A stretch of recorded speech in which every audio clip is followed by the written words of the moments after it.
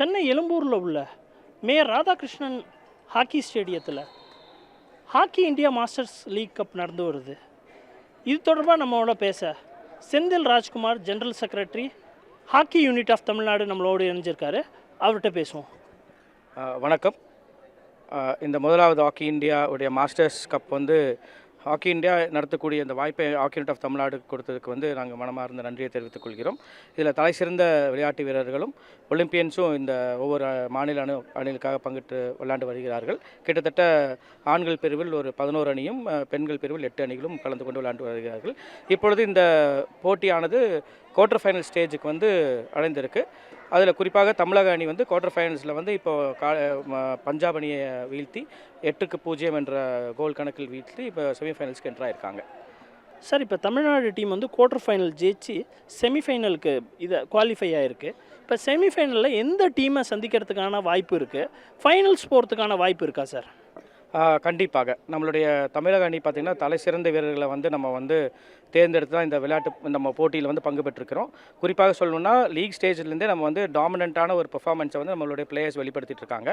இப்போ நம்ம குவார்ட்டர் ஃபைனல்ஸ்லேயே ஒரு அபார வெற்றியை நம்ம பெற்றிருக்கோம். பஞ்சாபுக்கு அணிக்கிறதுக்காக 8-2 என்ற கோல் கணக்கில் நம்ம வீழ்த்தி நம்ம செமிஃபைனல்ஸ்க்கு என்ட்ராயிருக்கோம்.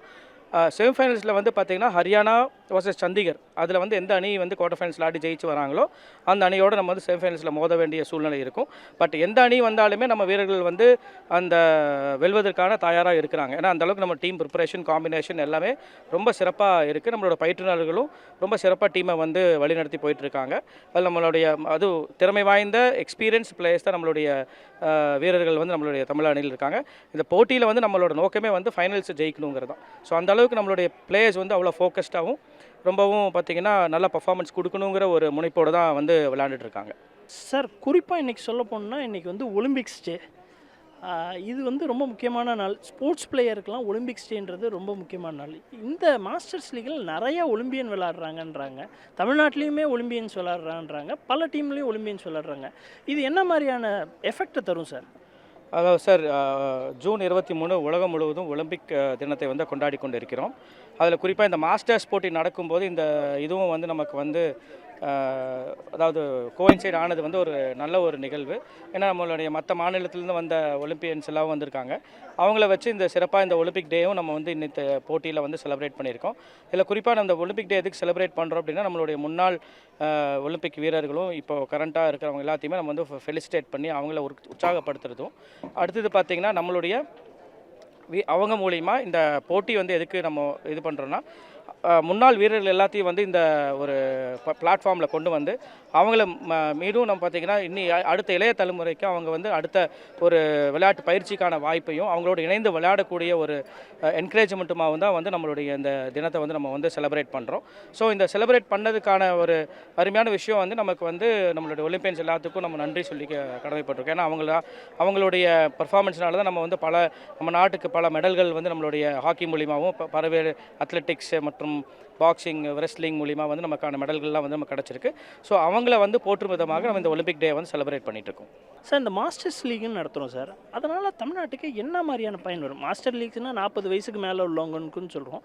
இது என்ன மாதிரியான தாக்கத்தை சொசைட்டியில் ஏற்படுத்தும், இல்லை ஸ்போர்ட்ஸ் கம்யூனிட்டியில் ஏற்படுத்தும்?